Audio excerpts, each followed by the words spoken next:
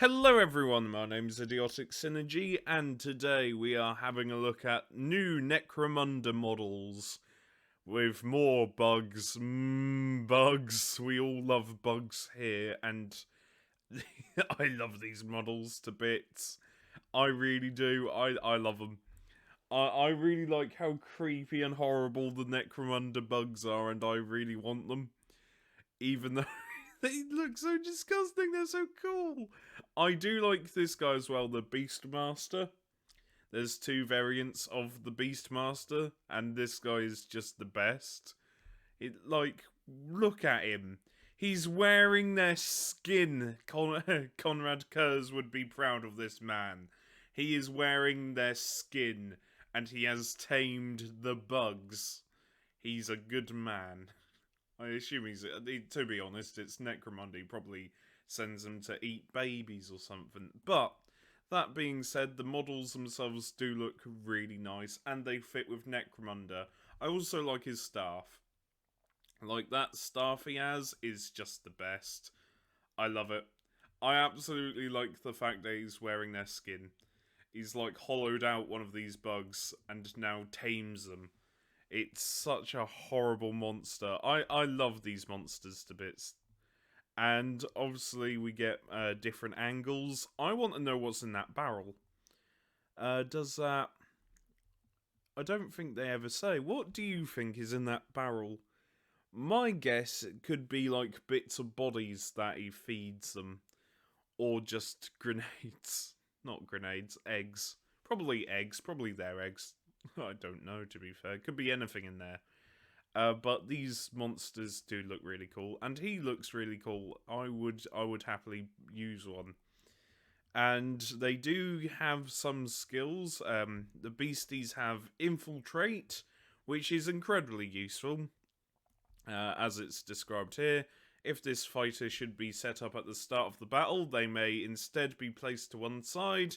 Then, immediately before the start of the first round, the controlling player may set them up anywhere on the battlefield that is not visible to any enemy fighters, and not within 6 inches of them.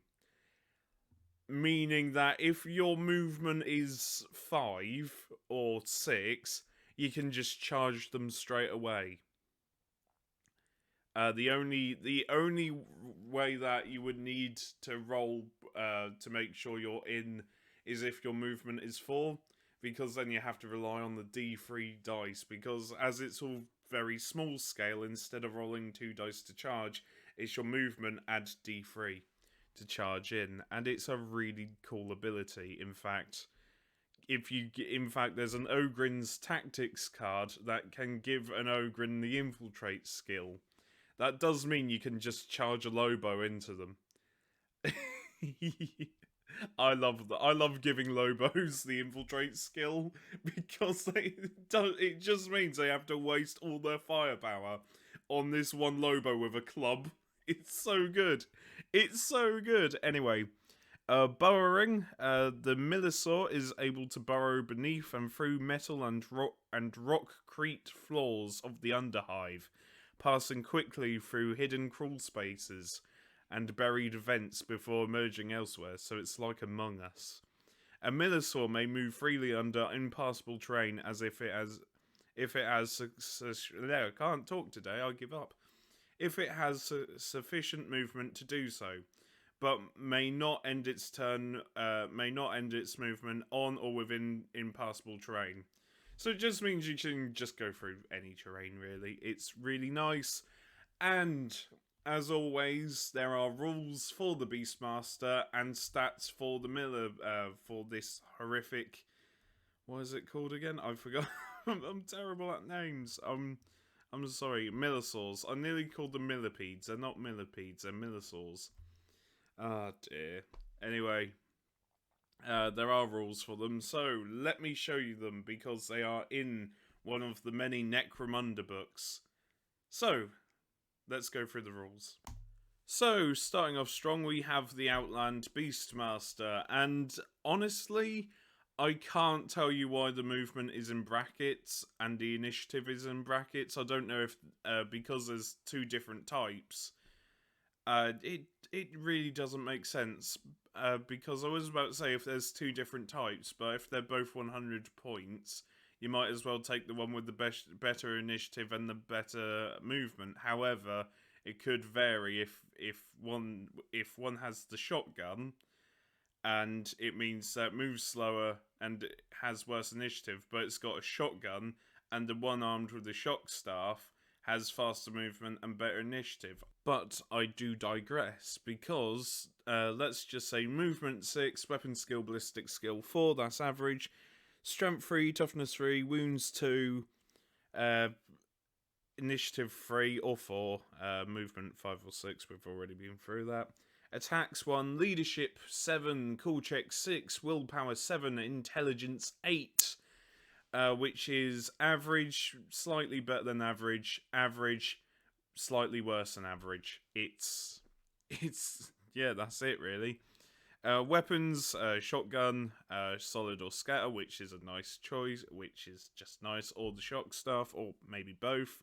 I really can't tell you why the movement is different if they're both 100 points. Maybe one is slightly faster and one is slightly slower, or maybe it depends on what animal they bring. I can't tell you. I really can't tell you. It's really odd. Anyway, their war gear is 5, which is mesh armor. It's alright. Mesh armor is always alright. Having a nice 5 up save is nice. One of the following... Oh, hang on. So the Beastmaster gets the skill that, depending on what animal you bring. Oh, I didn't know that. That's actually pretty cool. So with the giant wasteland rat, or wasteland giant rat, depending which way you say it, you gain dodge if you bring the Millisaur, then you get infiltrate, ripperjacks, catfall. That is really useful. That is really useful. When recruited, choose a type of pet that this is permanent.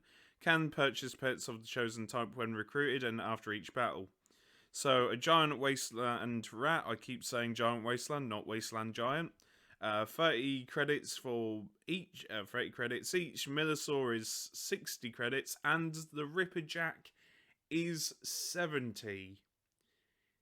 Whew. I didn't expect the ripperjack to be that expensive. But I assume it does quite a lot of things. I hope so. 70 credits.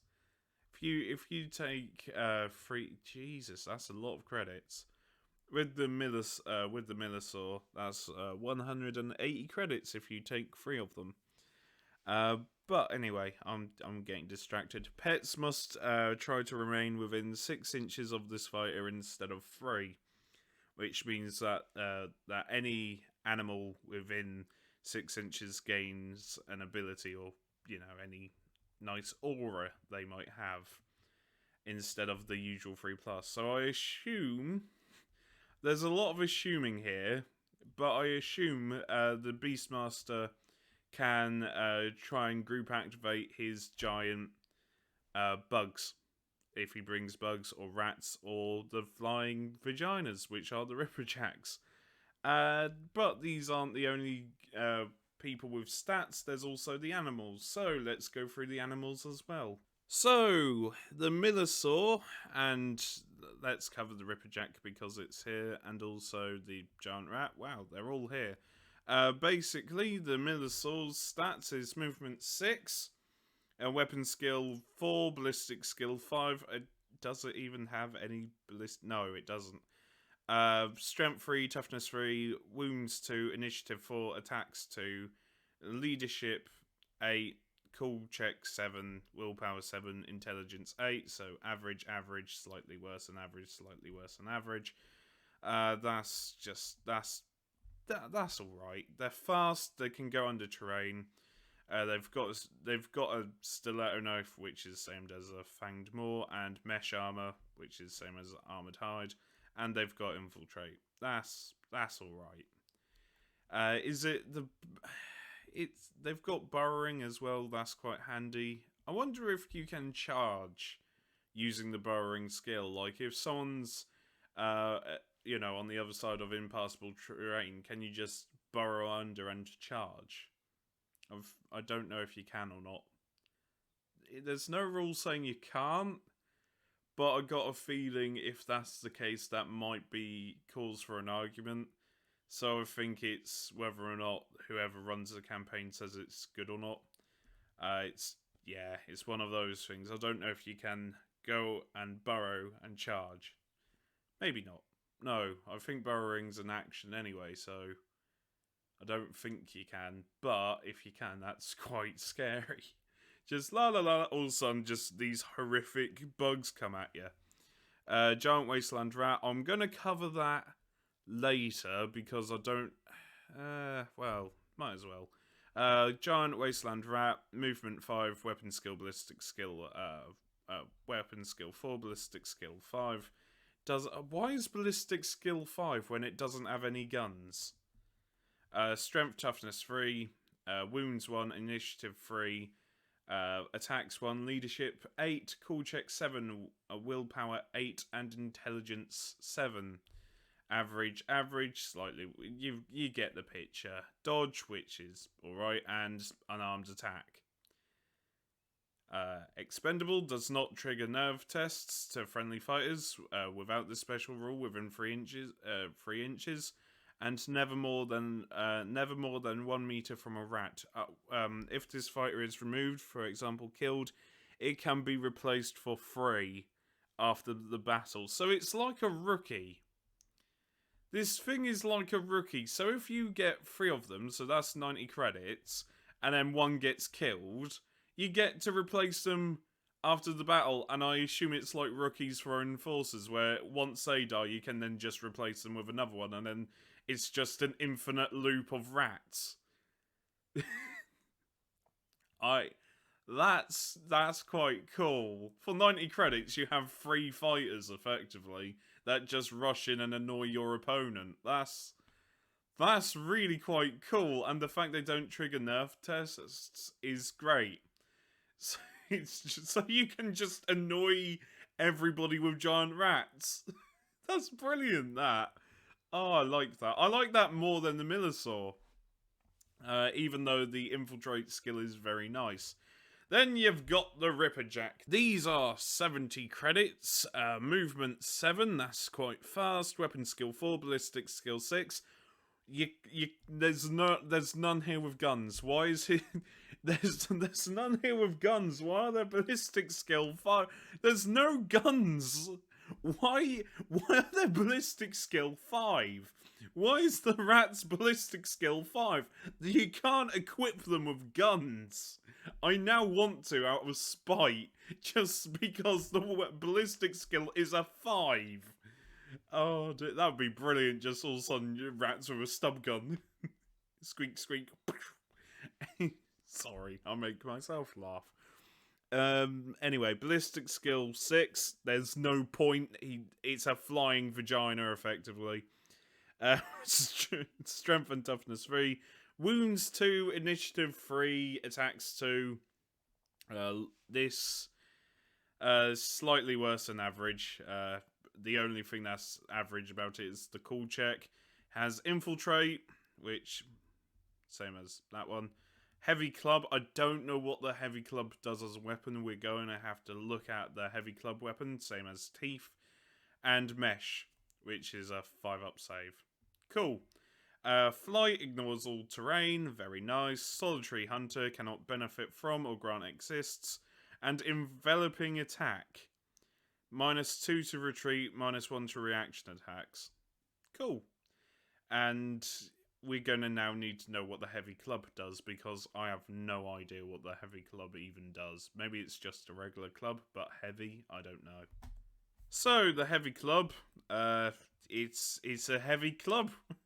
Strength of the user, so strength 3, no AP, and 2 damage. Very nice. Very nice. It's better than the regular club, because the regular club gives people armor, an armor save, but 2 damage. And it's got the concussion trait. Whoa! Is that the same with teeth? I now have to look this up. Just give me a second. Where would teeth be? Teeth would be... Right. Teeth. Come on. Show me your teeth. I've become an orc. Teeth. There is no teeth. There is no teeth. But we can have a look at the stiletto knife while we're here. Toxin. Cool. It's a toxin weapon. That's nice. And that's it, really. It's a toxin weapon. There's not anything I can say about that. Just nice. Cool. I'm glad. Anyway, I've been Idiotic Synergy, and I'll see you later. Remember, take care, stay safe,